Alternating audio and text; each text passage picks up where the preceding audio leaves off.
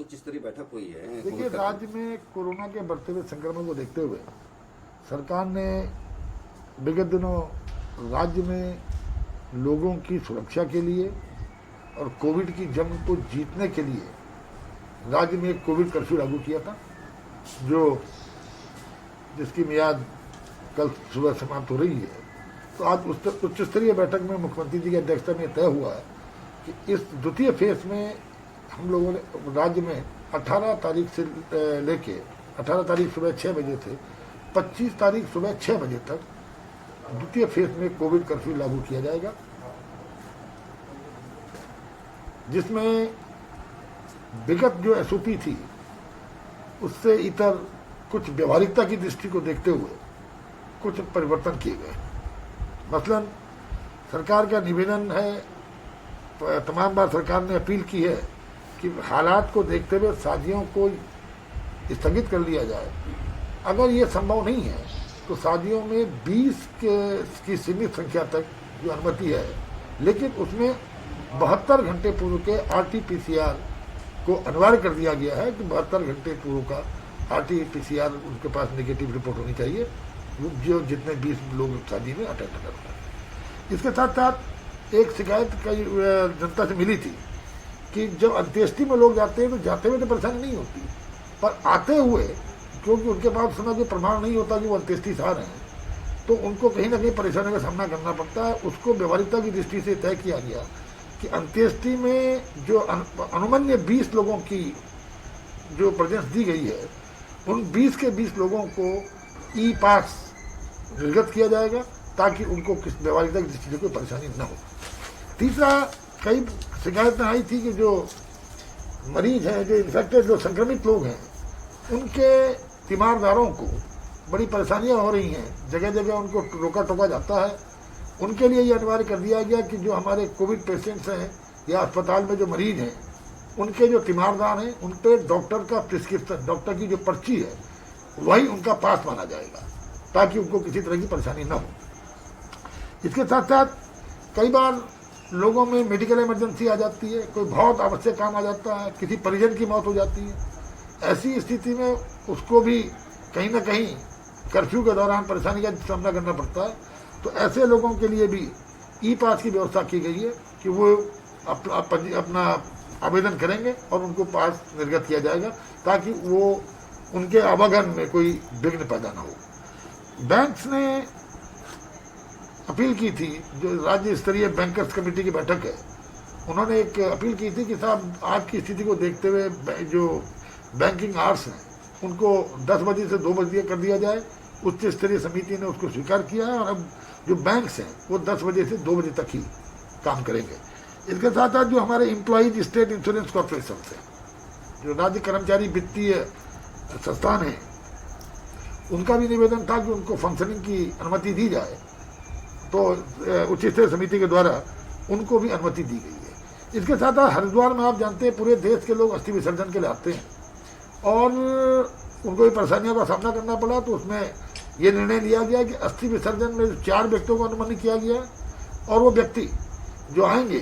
वो जो वाहनों की 50% क्षमता का जो इसमें एसओपी है उसका पालन करने के साथ साथ 72 घंटे पूर्व का RT-PCR उन पर अनिवार्य कर दिया गया कि उनको रिपोर्ट लानी पड़ेगी। एक और थोड़ा सा बदलाव ये आया है,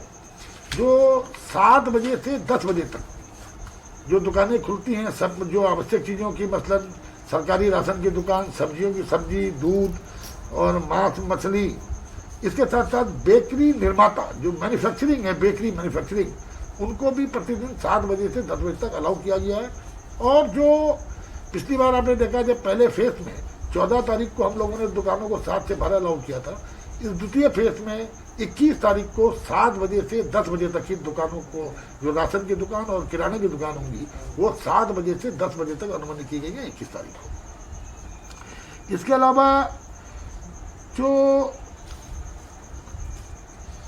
हमारे लोग उत्तर प्रदेश की सीमाओं से उत्तराखंड के अंदर जिनका आना जाना है, उत्तराखंड के रहने वाले, उनको पास की आवश्यकता तो नहीं होगी। मसलन जैसे कोई नैनीताल से उत्तर प्रदेश के बॉर्डर को क्रॉस करके देहरादून आ रहा हो, हरिद्वार जा रहा हो, टिहरी चमोली उत्तरकाशी जा रहा हो, या कोई टिहरी चमोली उत्तरकाशी देहरादून हरिद्वार से अगर वो कुमाऊं क्षेत्र में जा रहा हो जहाँ पे उत्तर प्रदेश की सीमाओं को क्रॉस करना पड़ता है, वहां के लिए आवश्यक उनको पास की आवश्यकता नहीं होगी, लेकिन उन्हें पोर्टल पे पंजीकरण कराना अनिवार्य कर दिया गया है। देखिए,